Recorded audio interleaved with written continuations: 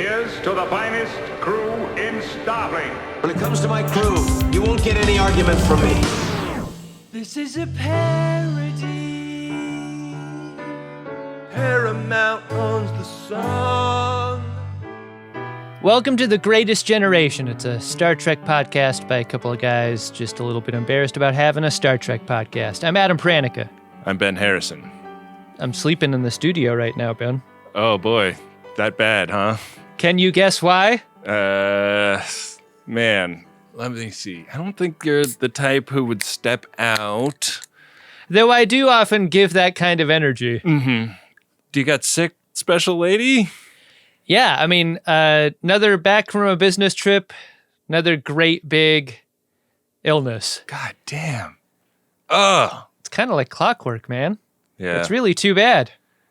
I have always marveled at the fact that our tours have never caught one of those for either of us. Like, it seems like it should, given that I'm on the team. Yeah, ain't that the truth? What's wrong with Ben this time? We should be canceling dates left and right. Yeah, that's really a miracle. Hey, is this our first episode back after the drive? It is. Imagine that. Wow. Hey, thanks to all 100% of you out there listening for becoming a member during the Max Fun Drive. Big success. 100% of listeners became supporters. That was the whole idea. All we had to do was make a vision board. Yeah. That's the key, right? Yeah. Isn't that what the book The Key is about? You just think about it being a thing that's going to happen, and then all of a sudden you have 100% of your supporters supporting. It's the key. It's the secret. It's the modus operandi. Mm-hmm. You make a vision board. You make a very stupid music video. Mm-hmm. Step 3, to be filled in later. Step 4, profit. Sure. Thanks to all the friends of DeSoto who stepped up this year, who step up every year in making sure the show continues. It's never a sure thing. It really isn't. Hey, I'm sorry your lady is not feeling good. Do you like a little bit like the sleeping in the studio, though? Do you feel like you're on a camping trip or anything? Well, fortunately, my wife doesn't listen to this show, so I'm free to say my sleep tracking app would confirm that I sleep better in the studio for whatever reason.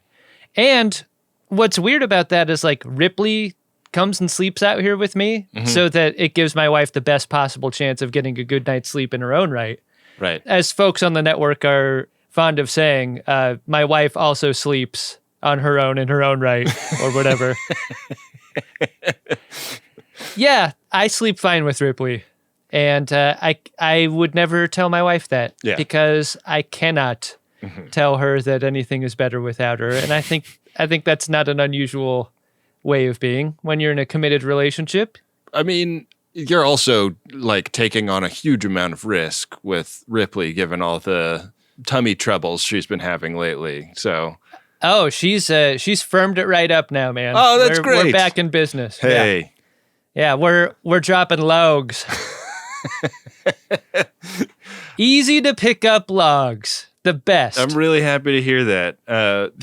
The other day, speaking of dogs with tummy trouble, I was out here working. I think we'd just recorded 2 episodes together, and I was in here in my studio in a pair of slippers, which I don't like leaving the... I don't love this foreshadowing. Well, and I don't love leaving my house in slippers, but like I feel like I'm just like walking. I'll be outside for 10 feet and then I'm back inside. I'm not like going to the grocery store in them or whatever. Which are these slippers with a rubber sole, or is this just like felt?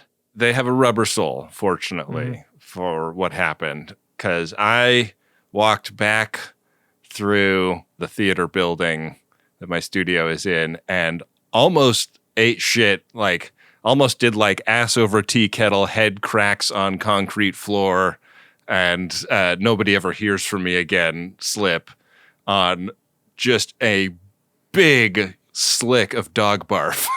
It was in the middle of the floor that I did not clock when I was walking back to go back to my house. You know, a lot of folks who are dog owners will shop for floor treatments that obscure a previous mess or whatever. I Sure. see you've gone with the dog vomit pattern to the rug Yeah. or the flooring. Yeah. It was brutal. This was so much that I have one of those like janitor at a elementary school size dustpans that you buy at the home center. Probably a good like 18 inches on the front blade of that thing, and I filled it up. I am going to presume that the reason you own that is because you have a reason to own that, which is to say that this has happened before. I got it for raking because I always like when I rake up like dried leaves and stuff, I never feel like I get enough to feel satisfied by just like holding a hand against the rake and like putting it in the green bin. You got a chode dustpan, don't you, Ben? I have a thick daddy dustpan. You know, some would call it a chode. I think that's pejorative in a way that is unfortunate. Size 54 waist, 10-inch legs, fucking junk. Yeah, I think most people don't like the word chode. Hurled at them as an epithet. It's a thick king, let's just say. And this dog vomit that nearly claimed me, nearly ended the life of this Star Trek podcaster, went out in the dustpan. Would you want that story out there if that's how you go out? Let's figure this out right now. Like, were you to go in an embarrassing way? Yeah. I'm happy to cover for you, but I want to know if you want me to cover for you. Right. Or if you just want me to say plainly what happened. Because friends of DeSoto deserve that, especially the ones that support. I think that there might be a behind the paywall explanation and a front of the paywall explanation, you know? Do you think the show pivots to a true possible crime show? Like what really happened to Benjamin R. Harrison? It's sort of like The Stairwell, except for dog vomit. But could it have been dog vomit or was it an owl? Yeah. I feel like that would be the way that you finally get this thing profitable. Because on a scale of, like, this isn't a David Carradine embarrassing way of going out, but it's in that direction on the number line. Oh, I mean, I would definitely say that you slipped in dog vomit while masturbating. I should have said that up top, that like that was going to be a part of the story. That was kind of the only way he could get there. Yeah. If I didn't say it, people would assume it. Right. It's not as funny as a banana peel, but it's pretty funny. Pretty funny. Yeah, go ahead and let people know. It's a lot of funny and a lot of sad in just the right way you want them as the cause of your death. I think for a Star Trek podcaster, that's the balance that you need to strike, you know? Yeah. I hope I go out funny or boring, but definitely not sad. You know? Yeah. If I could choose, is that the golden triangle of death? Funny, boring, sad, choose two? Is that the triangle of sadness of death? You know, it is. Slipping on vomit's a big part of that, you know? It really is. What a delight that film was. Well, you know, so some people confronted by the demons of their past in today's episode of Star Trek Enterprise as well, Adam. Yeah, some people making choices about their manner of death in this episode for sure. Let's get into it, Ben. It's a B-Dunks directed episode of Star Trek Enterprise Season 2, Episode 21. It's called The Breach.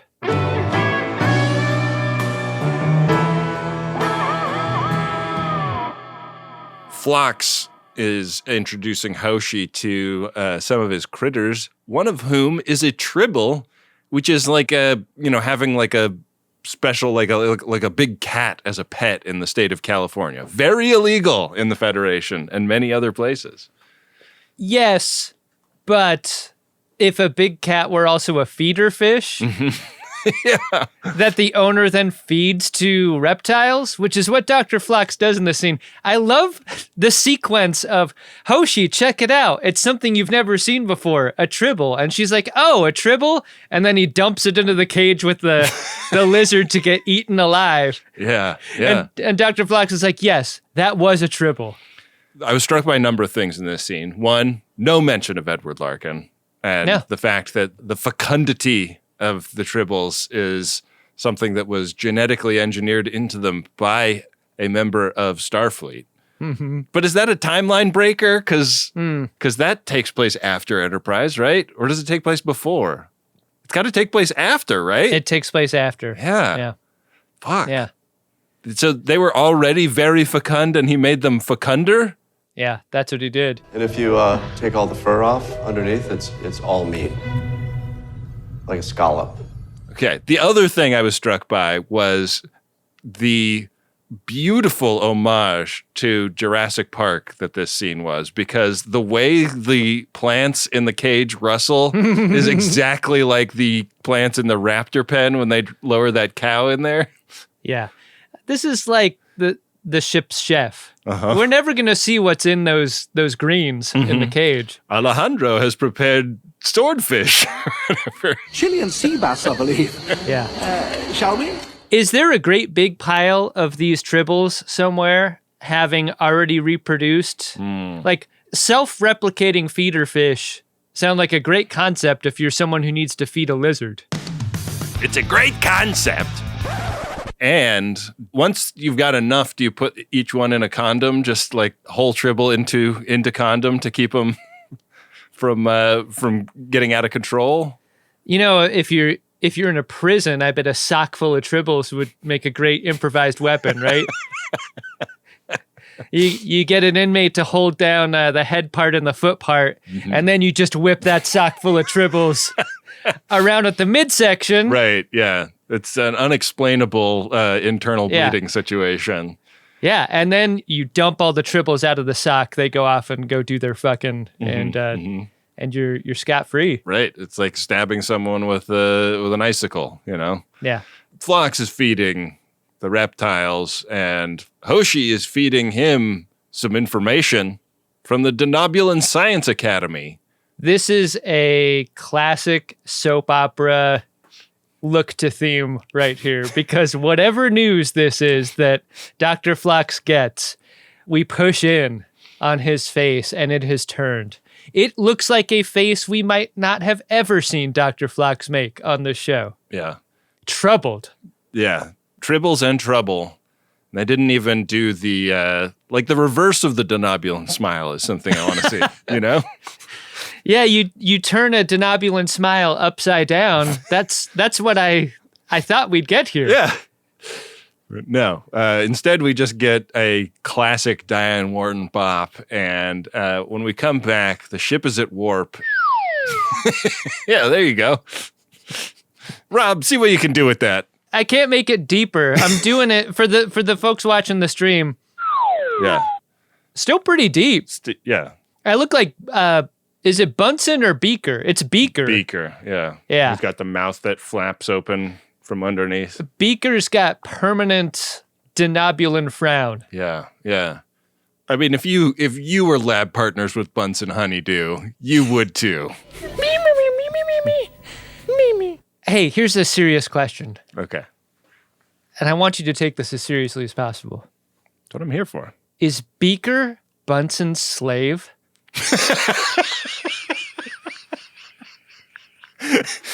You think that they have chattel slavery in the Muppets universe? Because he's miserable. He's screaming all the time. He's getting lit on fire and covered in acid and all this. Like, Bunsen Honeydew is a terrible scientist. I think we can all agree on that. If he could leave, wouldn't he? Beaker doesn't. Okay, this is gonna. This will be the. This thing. is what I want, Ben. This is the thing that will get me canceled ultimately. Okay. All right. And I don't know, like Wendy might have to just edit it out because I think it's maybe too prejudicial to you being here in the room when I say this. Beaker does not seem smart enough to be a scientist. Oh my God, Ben. You think slavery is okay as long as you're a Muppet? Wow. Wow. That is not what I said. I mean, I just said the bleeped part out loud. No, nope. You mischaracterized what I said. That's incredible. In a couple of key ways. So the ship is at warp, and we come in to a McLaughlin group Issue 1. where we learn about some caverns on the surface of a planet. And we learn that some Denobulan scientists have been down in those caverns for 6 months. And the Science Academy, the folks that were trying to get in touch with Phlox earlier, lost contact with these scientists 3 weeks ago. Normally, losing 3 Denobulans in the field would only be a problem for the other 3 Denobulans that they are in a polyamorous relationship with. But this is also... The sexual nature of this working arrangement, a mystery throughout the episode. Yeah. But there's also kind of a xenophobic political uprising taking place on this planet, and they are expelling all off-worlders off-world. Correct. So the Denobulans gotta go, and maybe being dead deep underground doesn't matter. The Enterprise needs to go get them. Ben, when you were a video professional, I'm going to presume that you would occasionally write scripts for folks to read. Yeah, time to time. Was that ever okay? It wasn't like a central part of my work. When I worked in corporate communications, I did that a lot. And one of the things that would occasionally pop up that I'd have to be very vigilant about is the appearance of, especially when we're talking about products or methods or processes, the same word popping up a bunch is something that happens quite easily, but something you want to avoid if you're creating a video product that's trying to convey something. Yeah. Like if you hear that one word over and over and over again, you're like, no, we got to open up the thesaurus or write in a different way or whatever. I actually encountered that in an essay I wrote for Wholesome this morning. But yeah, I know what you're talking about. In this scene, there is a 3 that appears, I want to say 3 times. We have 3 lost Denobulan geologists. We have lost them for 3 weeks. And we have a 3-day deadline on this planet for getting all the off-worlders off of it. Uh-huh. And in my mind, I kind of cracked a little bit. You got to change the number, man. Yeah. Am I weird for thinking that? I just locked onto it. A rule of 3s is a key thing in writing, but it's also a rule that's made to be broken, especially when this many numbers are flying around. Yeah. It's like the number 47 in Star Trek, except across all of Star Trek, we're talking about one scene in sickbay.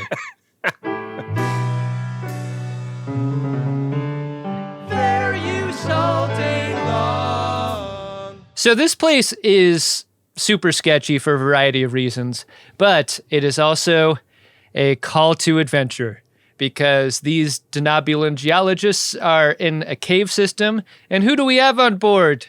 That happens to be an accomplished rock climber or spelunker. Mm-hmm. There's some pretty steep inclines here, but I think I can handle it. Who's got the best abs in all of Starfleet?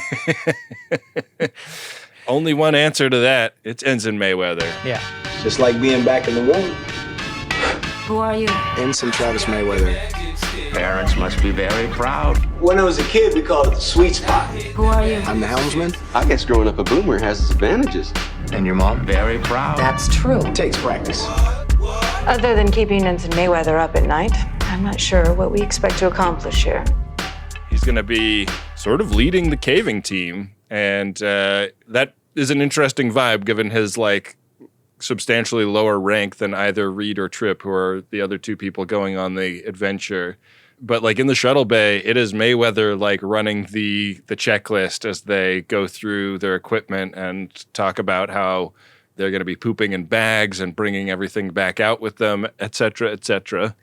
Do you feel like Mayweather is a redshirter in the context as we know redshirters? Because Mayweather's a main character, that would be a check against this theory. But because we know him so little, I feel like anytime he goes on a mission like this, I think there's a non-zero chance that he dies. Well, by that logic, was Tasha Yar a red shirt? I feel like we barely got to know her aside from her interest in Mecha Boom Boom. Is death on Star Trek confirmation of red shirt status? Makes you think. So like Prime Universe Philippa Giorgio, total red shirt. Yeah. She was the captain of the ship and she was a red shirt. Yeah. So Archer comes in and he's like, hey guys, I'm going to do the math for you. Because of this 3-day deadline, once you get a day and a half down into the cave, if you haven't found these Denobulans, and I understand a day and a half to be exactly the halfway point in 3 days, I would like you to turn back around. Because were you to go further than a day and a half's distance, that would be greater than half of 3. Therefore, you won't have enough time to get out before the deadline happens. Reed takes out like a little pocket calculator that he got for setting up a new account at a local bank. And he's like, yeah, that checks out, sir. Mayweather like counts his abs down his abdomen. He's like, okay, so I'm going to go down 1 and then a half of 1. And then we're going to cut over. I'm just going to bring a pen with me to keep track. And Archer's like, no, I think this, hold on. What if each of those little raviolis you consider half a day? So like 1, 2, 3. So that's a day and a half, right? And then you come back up the other side and that's another day and a half. Perfect. The math just checks out. And then Mayweather's like, oh, sorry. And he pulls his underpants down a little bit more to reveal that it is actually an 8-pack. And it completely throws all the math off. The fun part of this scene is that there was a pre-Dustbuster Club meeting where like the plan was put together and they're packing for the plan. And Archer, in all of his stupidity, is somewhere else on the ship, and he's like, I forgot to tell them about half of 3 days. I better get down there before they leave. They're never gonna know. And then he leaves self-satisfied, like, that's why I'm here. That's why I get the big bucks. That's that fourth pip shit. Yeah. We also see a lot of ships leaving the surface of this planet because this, I guess, was a planet with a good deal of multiculturalism going. But I like this sequence, right? Yeah. Like, so often you see ships going down in the atmosphere. I like seeing them come up. Yeah, it's cool. One of these ships, though, is reporting a radiation emergency and radios up to the tower at the spaceport that they launched from, complaining about this. And the tower's like, sorry, like, can't help you. You guys got to go. And so the Enterprise comes in and help. And very quickly, this ship is docked up alongside them. And we're in 6 Bay, and Phlox is triaging people for like radiation burns. I like how dynamic this sequence is. This is like a big, long pan across 6 Bay where Dr. Phlox is triaging one person and then doing some beeps and boops on a panel, and then another person's being brought in on a stretcher, and oh no, what's the deal with that guy on the stretcher? Yeah. It kind of takes Dr. Phlox off of his game. He does another Denobulan frown, and this time it's even deeper. What I love about this moment is how it foreshadows the culture that would follow. I don't know how many years ago this episode was made. 40 years ago, whatever. Like they wheel in the stretcher and they accidentally dump the guy out, and as he rolls, it cuts into Dr. Phlox talking directly to camera about all the things he can do for sick people in 6 Bay. I would say that his reaction to this dude's presence is even worse than his reaction to the iPad Hoshi handed him at the beginning of the episode. Well put. Yeah. So on the surface, the shuttle pod has landed, and Trip Tucker, Reed, and Mayweather are dressed like janitor's keys as they make their way inside the cave. They are covered in chains. They really are. I do not know how they can walk around in all these carabiners. The mast with the flashlight on it on the top of their pack also seems like it would be such a pain in the ass in a cave environment. Like it would always catch on the stalactites and stuff. On their backs, each of them are wearing, you know how there's like a version of a thing you could put on the roof rack of your car that's a soft bag or a hard sort of plastic torpedo. Yeah. All of them are wearing the plastic torpedo. Yeah, they all went down to the Yakima store before they departed on this trip. It's very dark in the cave span, which is why they've got blue lights. Yeah. What does it do? Turns blue. And there's both stalagmites and tights in this cave. It seems like fairly sophisticated set design. It's not just Star Trek cave. It looks a little different. It's a very different vibe from the Star Trek caves we grew up with. And I thought it was so cool how much the beginning of this cave exploration stuff was done with the flashlights being the only lighting in the scenes. Yeah. Like they switched to some lighting later on, which I think makes sense given like you need to see what they're doing and stuff. But it really like drives home like how dark and scary it would be to be in a cave and your only light sources are the ones that you're carrying. This is a choice. It's a choice by production, but it's supposed to be a choice by the characters. And my question for you is, why the blue light? Why not white light?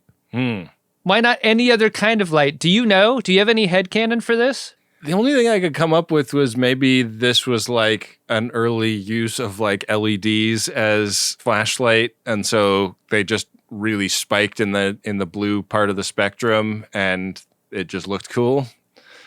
That's why I think it was just a production decision for looks versus any other reason. But I'm sure there are people in the military who have a reason for why they use red or blue or whatever color lights for spec ops like this seems to be. But it seems as though like these are folks who don't want to be caught doing their mission, which is why they're using a different colored light than searchlight. Oh, you know? Interesting.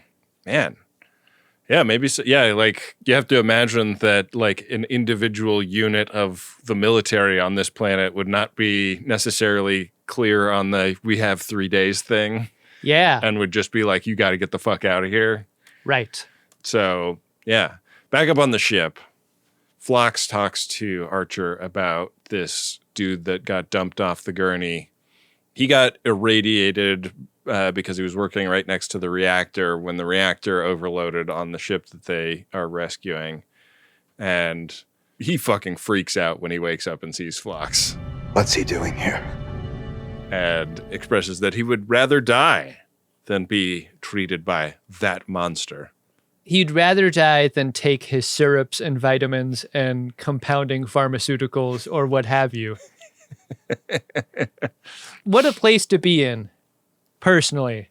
Like, you got to think he's in pain. Yeah. And yet, like, no way. I would rather punch out than accept help from this person. Yeah.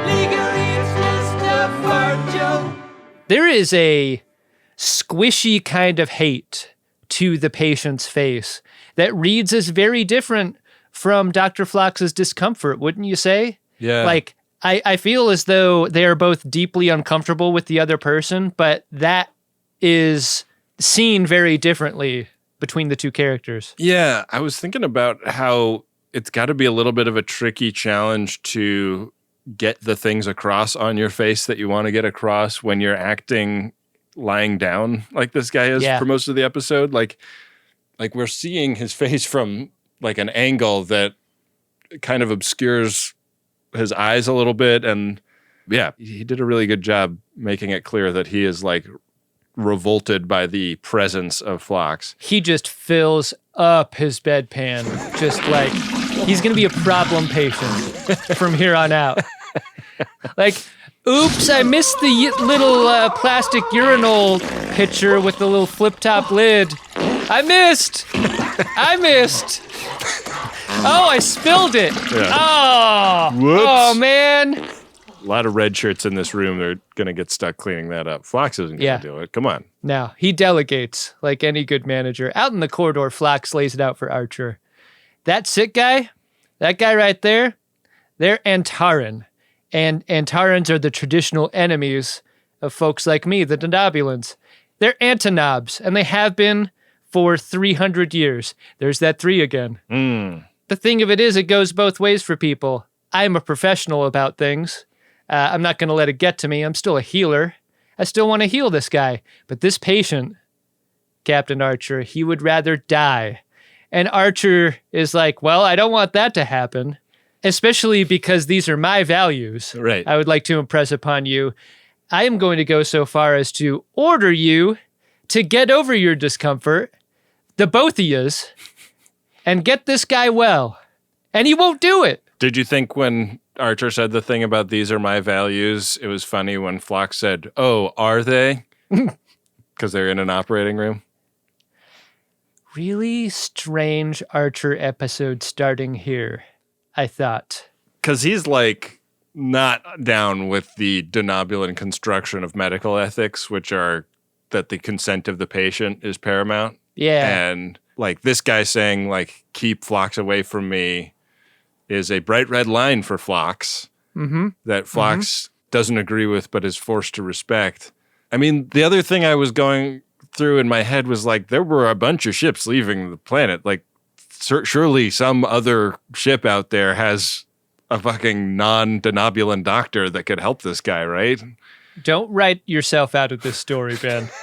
This is where we belong. But yeah, they come to medical ethical loggerheads. Yeah. I'm giving you an order. I'm sorry, Captain, but I'm afraid I can't follow it. I found it bracing to see a Starfleet captain's order just denied. Like so quickly, too. There was not a moment of consideration Dr. Phlox asked. He's like, no. He's not like, And there's always been a sort of air of invincibility on starships where it relates to captains and doctors, right? Like doctors do kind of exist outside that power structure in a way to where maybe it shouldn't have been so surprising that this happened, but you so rarely see it on screen. Yeah. Yeah. So in the caves, Mayweather does a little bit of extra descending while Reed and Trip take a break. They're exhausted, but they find some Denobulan Tupperware, and thinking about the fact that they are shitting in bags and packing it out, they're forced to ask themselves, do Denobulans shit rocks? Because why would you fill a Tupperware with rocks if not? It is such a great question, Ben, and a question that does not really get answered by the end of the episode.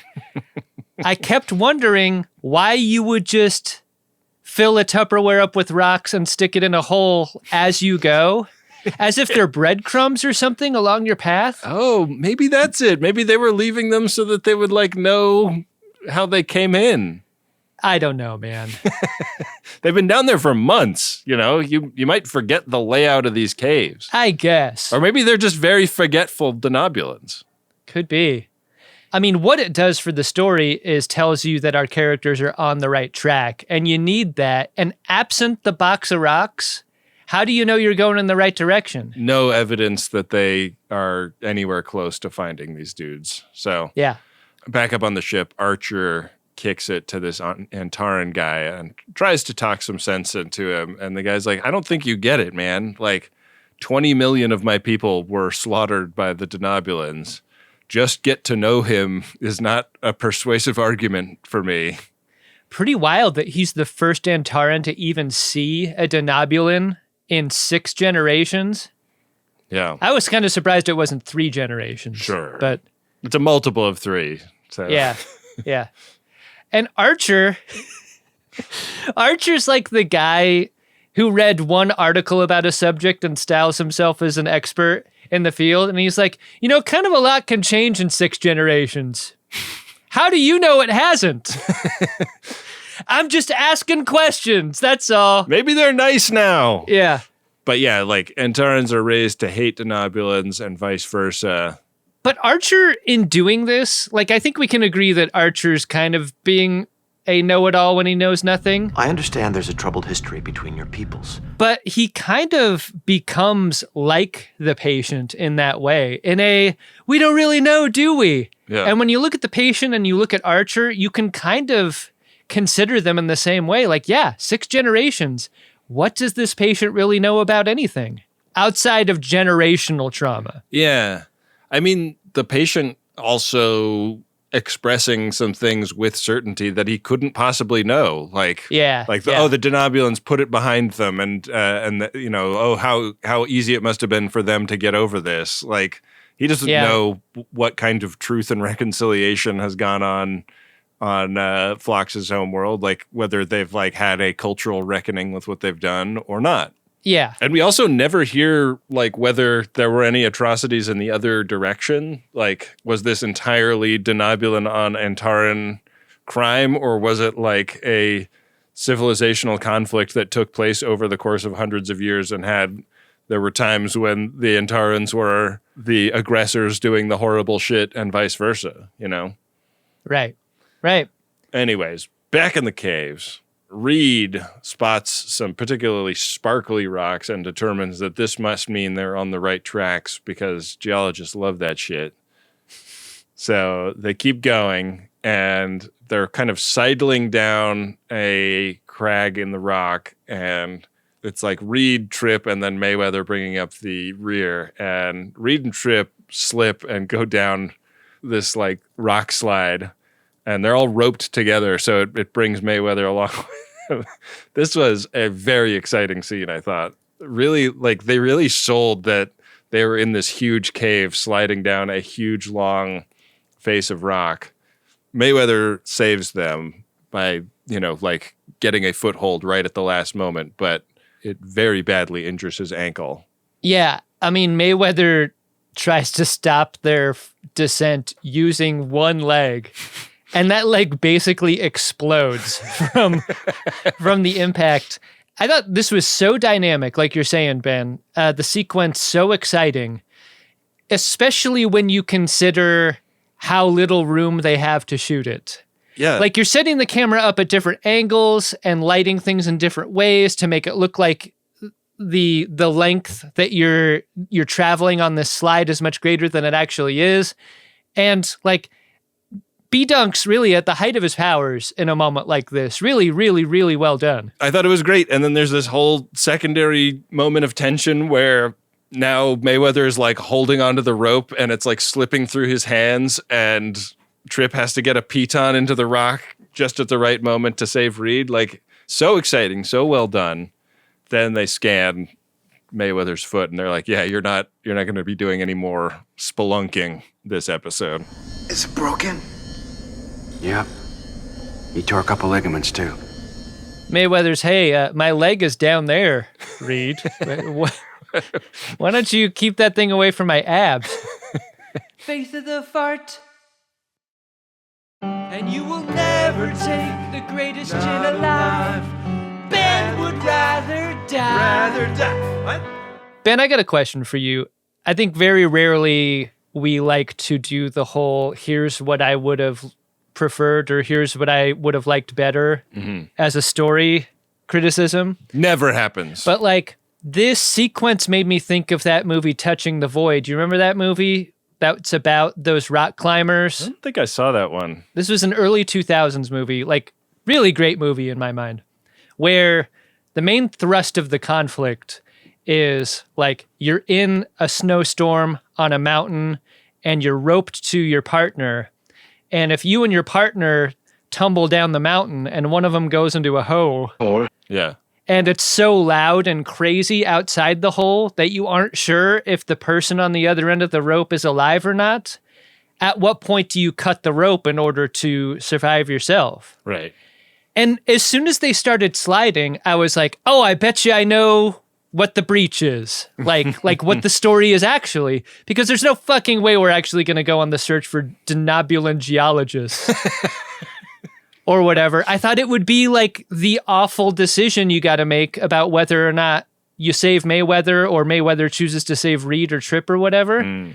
That's not this story. No. But how interesting would it have been if you get another Mayweather story and you learn about him in that way? Yeah. Yeah. The Sophie's choice of an impossible challenge in a life and death situation.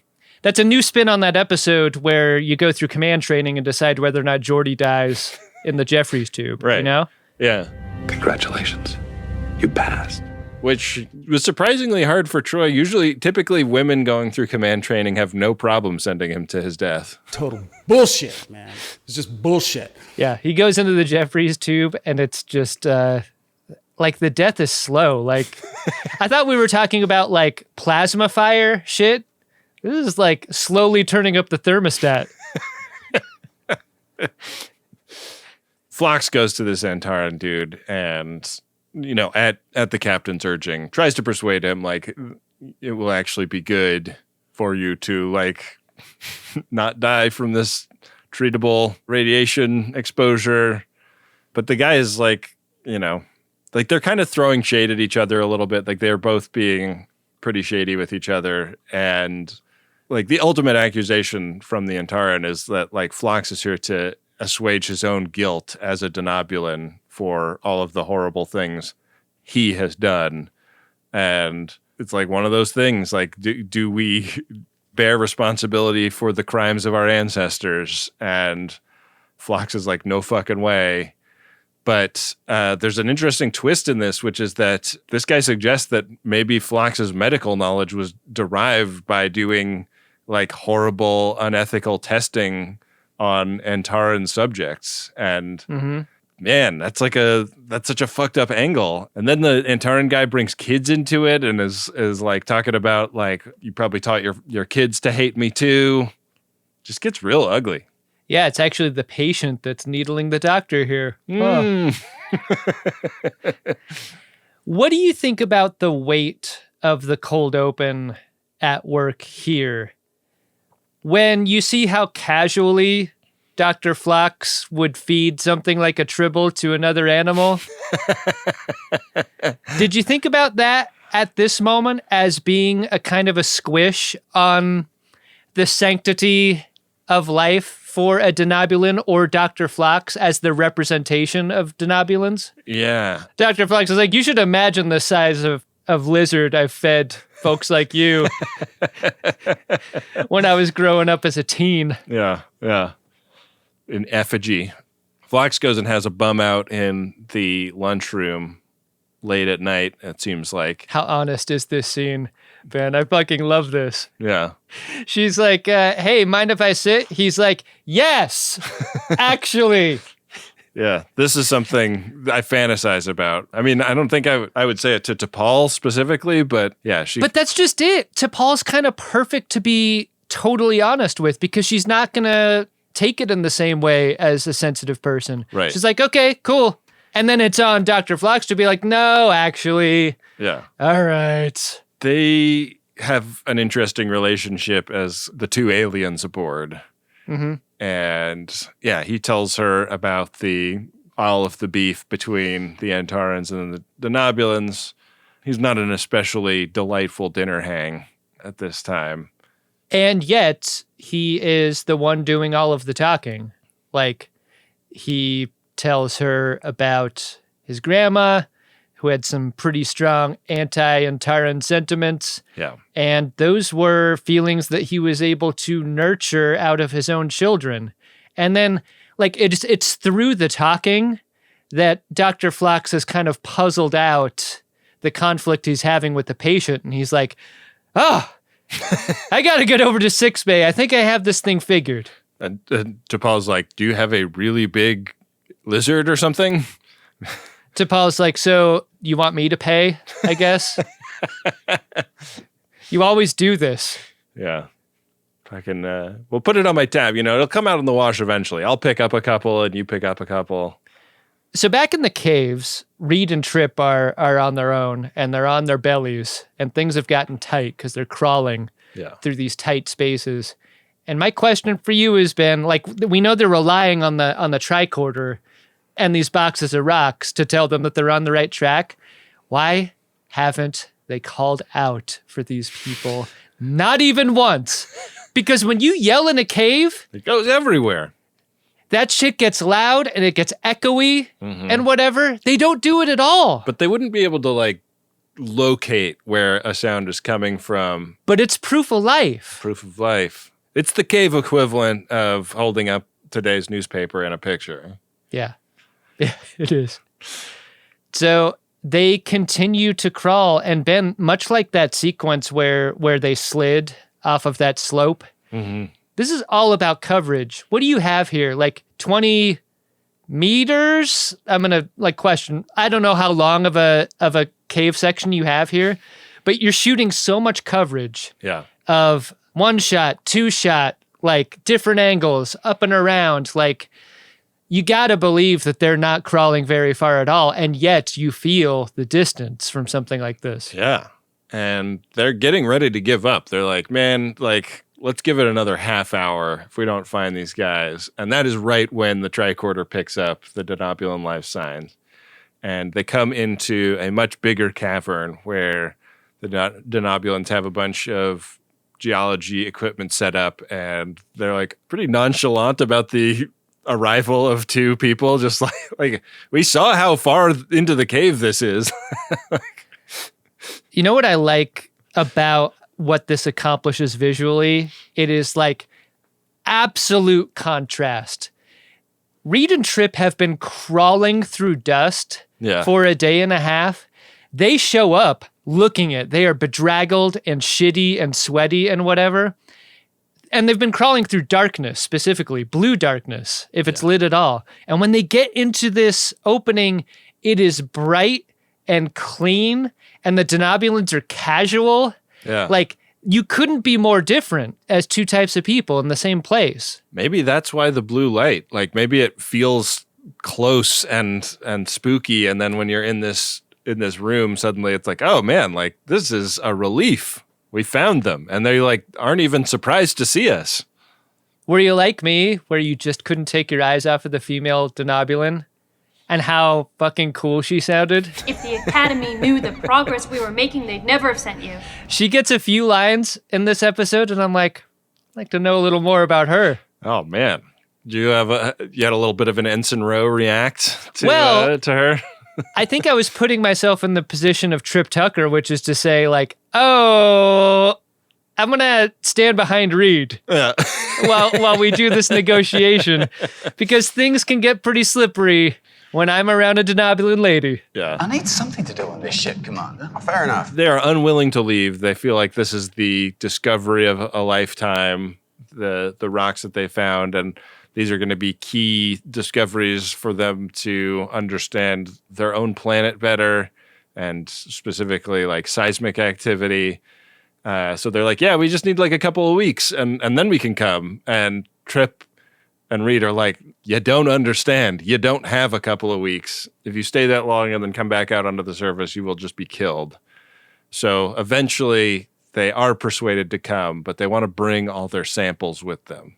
I mean, the way it works is like the Denobulans could explain their reasons until they're out of breath. But like Trip Tucker's got orders. I'll tie you up and drag you out by your ankles if that's how you want it. And this is a scene you get in a lot of military films or like disaster films where a military presence comes in and is like, you got to get out of here. Or like Dante's Peak where they're like, Grandma, you got to get off the mountain. There's just no negotiation to happen here. Yeah. You want your legs to dissolve off in a lake? Yeah. Yeah. I mean, we're underground. There's probably acid lakes all over the place. We're lucky we didn't fall in one. Like you didn't meet those guys from the Descent in here. Come on. Yeah. Yeah. It's fucked up. Finally, they agree to leave as long as I love that it's like, as long as you help us move. Did you guys bring a pickup or what do you got? Yeah, so schlepping the rocks is what Reed and Trip will have to do in order to get these guys out of there. And that's the deal. 'Cause we really think it's fair use. Back in 6 Bay, Phlox pronounces to this Antaran guy that he's just going to go ahead and do the procedure whether or not there is agreement, which is a pretty remarkable turnabout for Phlox. This scene needed gas, I thought. Oh, like a little mask. That, and the guy's like, no. Like the patient wakes up, he's like, oh, why are my wrists in restraints? It's like Extreme Measures, isn't it, Ben? It's a lot like Extreme Measures, the hobo killing movie that you and I and nobody else have seen. You know what? In order to honor the life of Gene Hackman, Yeah. we should watch that movie as a bonus episode. We should. Yeah. That's the one he wants to be remembered for, right? Yeah. If we could find it, I don't know if it exists. Do you think we sort of like joint imagined that movie exists? Like, yeah, it's the Mandela effect for two people. We come from a different universe where there's a movie about Gene Hackman doing horrific medical experiments on bows. You can cure cancer by killing one person. Wouldn't you have to do that? And also, they're called the Berenstein Bears in that universe. Yeah. So we had heard in a previous episode about this child of Phlox's that he is not on speaking terms with anymore. And I thought it was really interesting that they call this back and flesh it out with the idea that this is a rift based on a hateful attitude his son has toward Antarans. Like Phlox and his son have parted ways over bigoted attitudes that his son has adopted. And he tells this to this Antaran guy as a way of saying, like there are still Denobulans that are as horrible about your people as they used to be. My son is one of them. They're in my fucking family. Like, Thanksgiving is whack for me, but I'm not like that. I mean, Thanksgiving doesn't bug me for the last 10 years because that guy hasn't shown up. 10 years is how long it's been since we've spoken. That's 3 times 3 plus 1. And the guy's like, oh, I get it. I get it that's now. what we're doing this episode. Yeah. Okay. Well, when it comes to whether or not I want to accept your medical interventions, 3 is my answer to that question. Yeah. For the folks just listening at home, Adam had 3 fingers up, but then he made a swastika out of them? What the hell, Adam? So the tone that this scene ends with is like, yeah, the one kid I've got would fucking love it if you turned down my medical care because he thinks all Antarans should die. But, there is another path you could take, patient. You could be stubborn and get the medical care you need in spite of that guy, even at that guy. Mm-hmm. And what do you think about that? Living is the best revenge, I guess. Yeah. I found this very compelling. Yeah, that's... He really Adam Jiu-Jitsu'd this argument. So back in the caves, the group, now with Denobulans, crawls and crawls and crawls. And as they go, a Denobulan scientist finds more rock samples in that plastic drill bit box. What is the deal with these boxes? They're everywhere. You're just about to learn the deal. But nope, bangers get dropped. Yeah. And now the group has got to hustle out of there now because they're speculating that what's causing the bangers is weapons fire. Yeah. We thought the weapons fire was going to be in the cave when Trip threatened to shoot that guy in the butt. Yeah. Yeah. I'm going to take my face pistol and shoot you in the ass. Instead, it's outside the cave and it's explosives. And so rocks are falling. They get to like the bottom of the pit where they need to start hooking up ropes and climbing up, and the Denobulans don't have any climbing gear. They're just free climbing this, which seems insane to Trip and Reed. A huge rock almost crushes the entire group, but they managed to make it out unscathed. How great of it is the choice not to show the great free climbers immediately? Like, I love the pregnancy of like, what, you don't have any gear? Hell no, we don't need it. And then like the rock falls and you're like, I wonder what that's going to look like, instead of just immediately answering the question or satisfying the curiosity. I love that. It was great pacing by B-Dunks here. Archer has an argument with the governor of the planet. Captain Archer, I thought I made myself clear. Man, that voice sounded so familiar on the radio. I was like, is that J.G. Hertzler? And I'm like, I don't think it was, but... Yeah. Maybe it was No Stockade guy from Star Trek 6. Work well, and you will be treated well. Maybe, yeah. That voice just sounded so familiar, but I couldn't figure out who that was.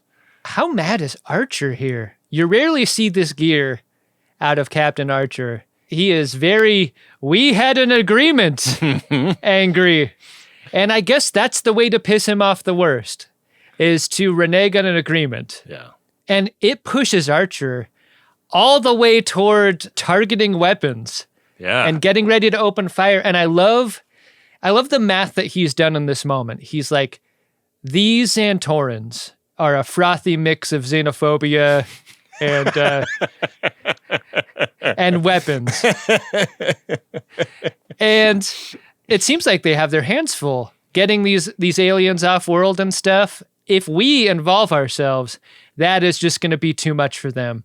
But the threat is there. Right. And by threatening to involve themselves, it finally gives the leverage to the situation that's necessary to get the ships called off from firing on the caves, but not really all the way. Yeah.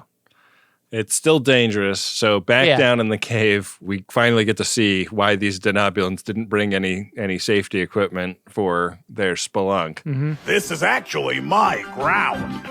And the gang starts ascending out of there. I love how the Denobulans don't help.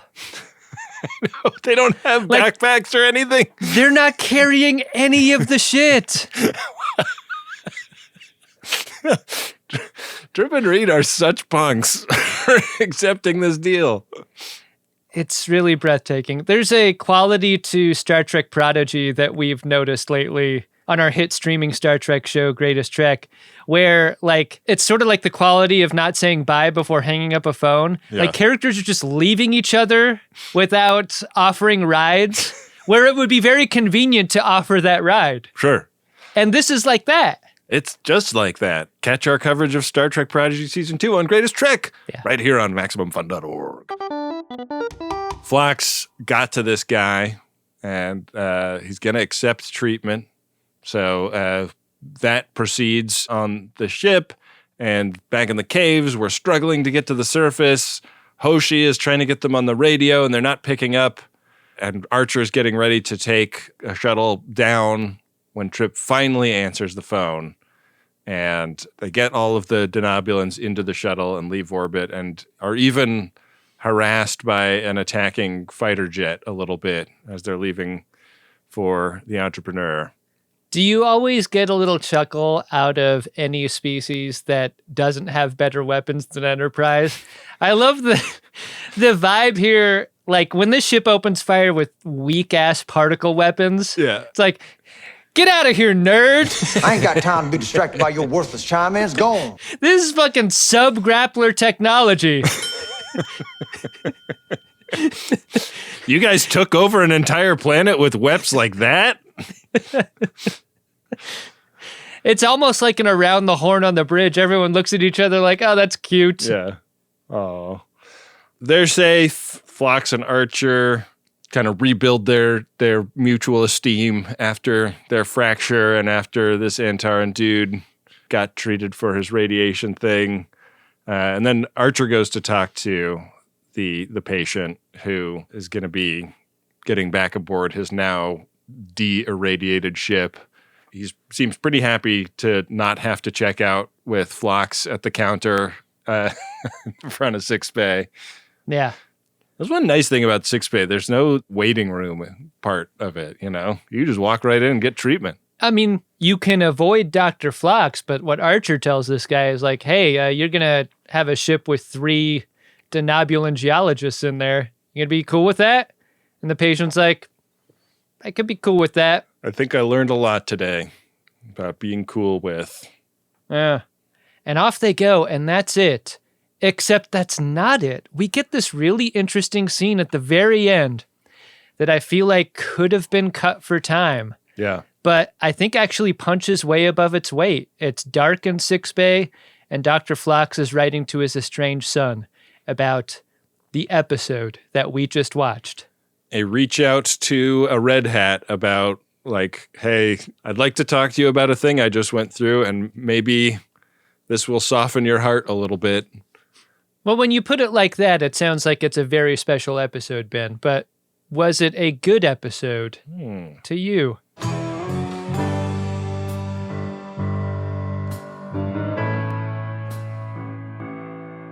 I thought it was a really good episode. Yeah, like I think that Star Trek has spent a lot of time in caves, but has done very little like the mechanics of actually like traversing caves stuff. With the gear. And if you would have said, hey, there's a Star Trek Enterprise episode where they do a lot of the gear of spelunking stuff, I would have been like, I bet that's corny as hell and badly done. And I have to say, this was not that corny, and it seemed very well done. I mean, I don't know shit about like pitons and cave rock climbing, but whether or not it was actually like a credible representation of what that's like, it was very interesting and well executed from just a like teaching you the rules of it for the sake of watching this episode standpoint. Yeah.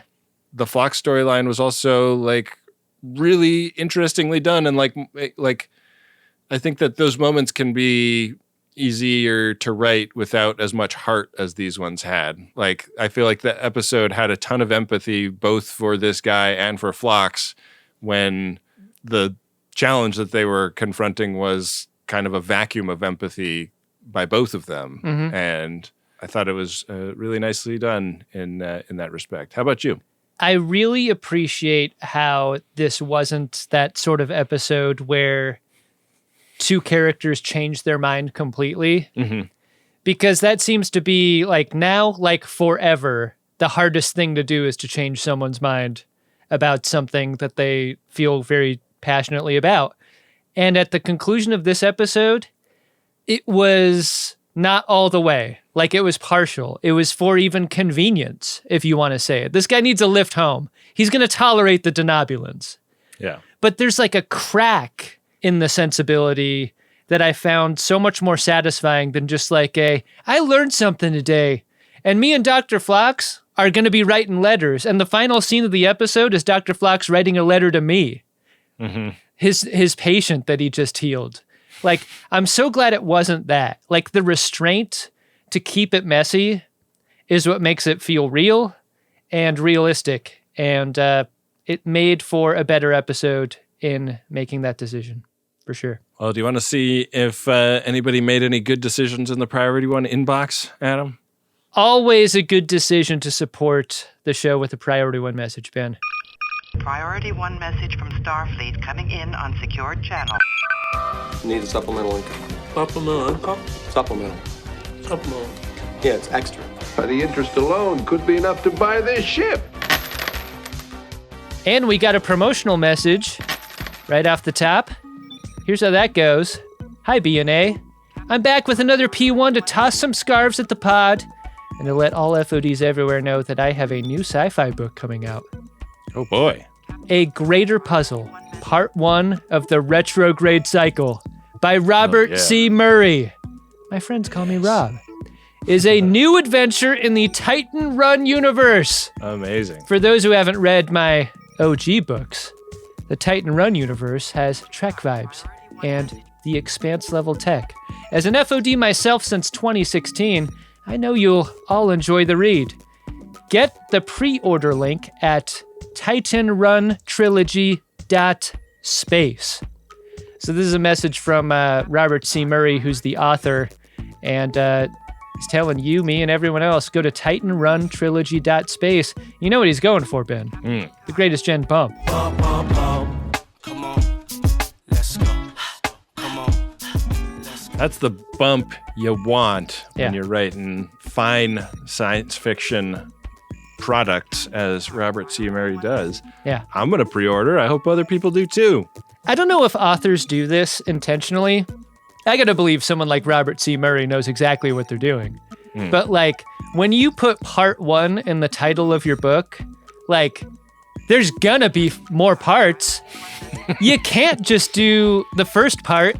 Right. This is like Star Trek Section 31. Like, this is clearly setting up a whole bunch of subsequent parts. Yeah. You hire Robert C. Murray to write the first book. You're going to have to do it for the sequel. Yeah. That's just math. There's going to be 3, Adam, specifically. I mean, that's what I'm hoping. There's 3 of everything. Our next P1 here is from Joshua, and it's to Caleb, he who is my husband. And it goes like this. You're the sacred chalice of reeks. the hidden phaser in the hilt of my Kurlith, the deuterium to my antimatter. You're like isolinear chips to my drunk Shimoda, or a real doll to my Kevin Oxford. Thanks for 13 years, Imzadi. Peace and long life. Live long and prosper. Oh, Amazing. Happy anniversary. 13. very sweet. Yeah, lucky 13. What's the 13? I just made my 11th wedding anniversary, and that's steel. That's steel. Wow. Yeah. I have never known what the materials of the various anniversaries are, but if steel is 11th, 13's got to be like bronze or something. Lace! Ben, it's lace. It's lace? Wow. Traditionally, it's lace, but like there's a version for like modern times. Mm-hmm. Textiles or furs. Wow. Is what it would be. How about if you just like lace a doobie with some, like... With some angel dust? Yeah. Or, crush up a pharmaceutical and... I didn't know Caleb liked to get wet. Joshua and Caleb, you decide what lace means for you. Okay? Ben, our final priority one message is from Tony, the 70 man, and it's to Ben and Adam. Here's that message. Since the November 6th return of the National Noisemaker, I've had to revise my attitude toward factory seconds. It reminded me that we join unions or become Max Fun members, not for ourselves, but for others. Wow. So you go, you normal age cheesecake boys. Besides, I'm about to send in a promotional P1 and I've pissed off Adam quite enough already. Wow.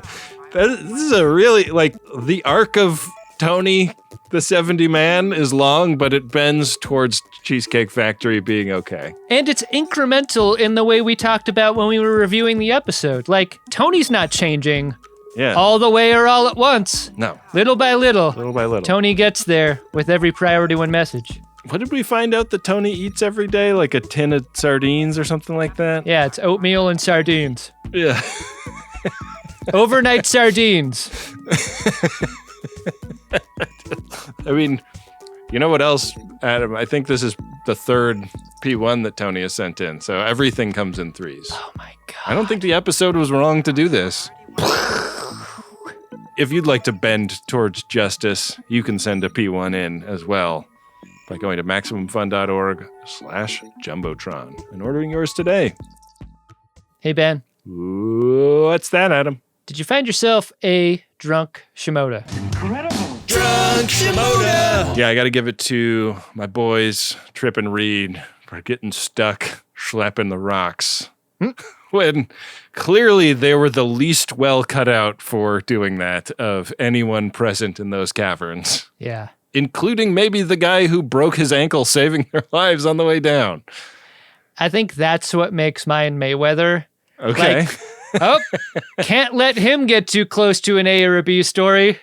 Got to get that guy out of the episode as soon as possible. Yeah, we already did that once this season. It almost destroyed us. Yeah. Too much for you, Mayweather. Yeah. Face of the fart.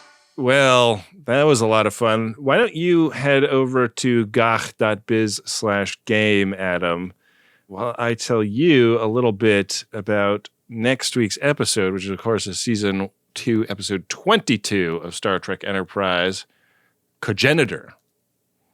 The Enterprise crew makes first contact with the Vissians, a species with 3 genders. Trip meets one of the species' third gender, known as a cogenitor, and learns how badly Vissians treat all cogenitors. Trip attempts to help the cogenitor, even though it interferes with Vissian culture.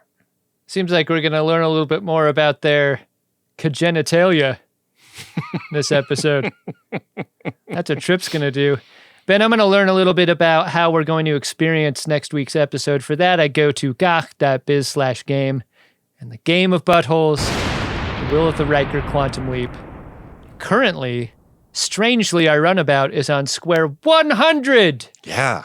And at the end of this roll, we will be anywhere else but there. or there if you roll a clean 100. You're required to learn as you play. Roll. And I have not done that. I've rolled a 49, which means we are on square 49. Okay. Chula! Did I win? Hardly. And that also means it'll be a regular old episode for us, just 2 squares from the Breadstick Power Hour episode. Near miss. Oh, man. I'm scared of that square. If we ever get to Breadstick Power Hour, I'm getting Olive Garden breadsticks. The best breadsticks in the game. Are those a crunchy or a soft breadstick? I think they're soft. Yeah. I feel like soft is the way to go for that because... I have no idea how long they are. I feel like they're like 18 inches, right? Or, I don't know.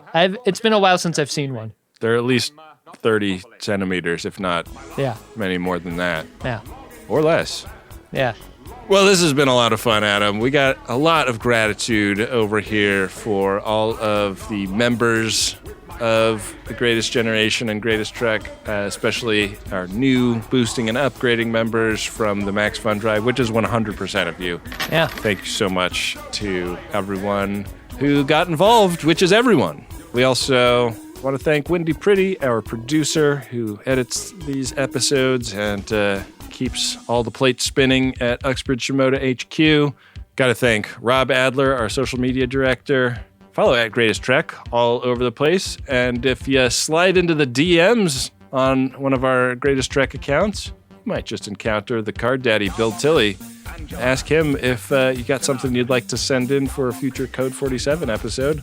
He'll tell you what the mailing address is. Bill Tilley has spelunked to the bottom of the DMs, wearing the backpack, the blue light. You know he's on it. Broken his ankle a couple of times, probably. Both legs completely exploded. And yet he works. Yeah. Nevertheless, he persists. Got to thank Adam Ragusia for making our beautiful theme song for this show based on Diane Warren's original. And Dark Materia for the use of the card song, which you hear under our voices right now. She may not have ever won an Oscar, but she's won our hearts and inspires us every day. Absolutely. With that, we will be back at you next week. Another great episode of Star Trek Enterprise and episode of the Greatest Generation Enterprise where we're like, man, maybe we should do some more Babylon 5 stuff. There's a guy from Babylon 5 in next week's episode. Oh, looking forward to that. All right. Weird hair and vampire teeth. Is that going to be the character? Make it so.